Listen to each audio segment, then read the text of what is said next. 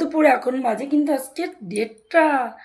তো যথারীতিভাবে চলে এলাম আমার সোনা বাবাদের ঘরে। তো আজ অনেক সকাল সকাল স্নান করিয়ে দিয়েছিলাম আমার গোপাল সোনাদের। 6:30 থেকে 7টার ভিতরে স্নান হয়ে গেছিলো। তো স্নান করে বসিয়ে রেখে গেছিলাম। তো সকালে দিদুন দিয়ে দিয়েছি বাল্যভোগ। আর সব থেকে একটা দুঃখের বিষয়, গতকালকে আমার গোপাল সোনাদের গলাটা ডিস্টার্ব করছে, অনেক বারবার স্নান করছি। তো গতকাল সন্ধ্যাবেলায় আমি বাজার থেকে বাড়ি এসে দেখি আমার সোনা বাবাদের ফ্যানটা চলছে না, যে স্ট্যান্ড ফ্যানটা চলছিল হঠাৎ করে বন্ধ হয়ে গেছে। কাল রাত্রে আমি ঘুমাতেই পারিনি, কী কষ্ট যে হয়েছে আমার সোনা বাবাদের। রাত্রে আমি গেছিলাম, মানে ফ্যানের যেখানে ফ্যান পাওয়া যায় সেই দোকানে গেছিলাম। তো সেখানে ফ্যান ছিল না। তো যা ফ্যান ছিল অনেক বড় বড় আর অনেক দাম। তো কালকে রাত্রেই যথারীতিভাবে নিতে পারিনি। তো সোনা বাবাদের সব কিছু দরজা জানলা আলগা করে দিয়ে মশারির ভিতরে রেখে শুয়ে দিয়েছিলাম। বললাম, বাবা রাত্রি তো পেলাম না, কি করব, খুব কষ্ট হচ্ছে, আরে এত গরম, আমরা তো নিজেরাই থাকতে পারছি না, তাহলে আমার সোনা বাবারা কীভাবে থাকবে। তো যথারীতিভাবে সকালবেলায় এই যে সোনা বাবাদের দিদি গেল ব্যাংকে একটু।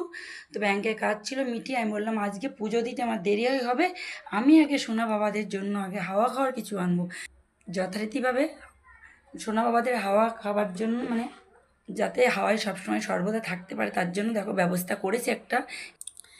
এই ফ্যানটা নিয়ে এলাম, এই ফ্যানটা জাস্ট এই 12টার দিকে নিয়ে এলাম ফ্যানটা। খুব সুন্দর হাওয়া, দেখো তোমরা, এত মিষ্টি হাওয়া কী বলবো, আর কি স্পিড দেখছো, এই দেখো বাবা, এত জোর দিলাম আমার সোনা বাবাদের সব ফুল টুল উড়ে যাবে। তো যথারীতিভাবে একটু আস্তে দিয়ে দিলাম, এই যে। আর দেখো কত সুন্দর হাওয়া লাগছে বলো।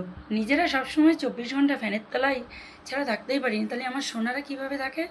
তার জন্য গতকাল থেকে কখন আমার ফ্যান আসবে সেই চিন্তায় তো আমি নিজে গিয়ে ফ্যানটা নিয়ে এলাম। তারপরে বাড়িতে এসে পুজো দিলাম। তো যথারীতিভাবে আজকে দেখো দুপুরে মধ্যাহ্নকালীন ভোগে কী কী আছে সেটা তোমাদের দেখাবে। তার আগে সবাই বলো তো ফ্যানটা কেমন হয়েছে আমার সোনা বাবাদের।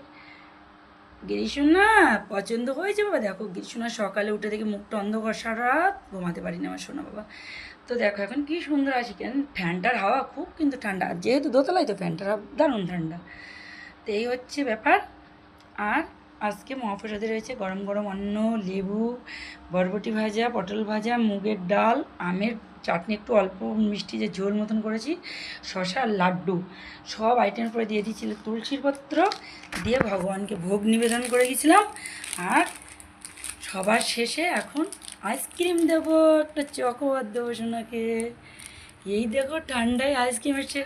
তো এই যে মহাপ্রসাদটা নিয়ে যাবো সোনা বাবাদের, এখন বিশ্রামে দিয়ে দেবো। এখন ফ্যানের তলায় ঘুমাবে সবাই। আর তারপর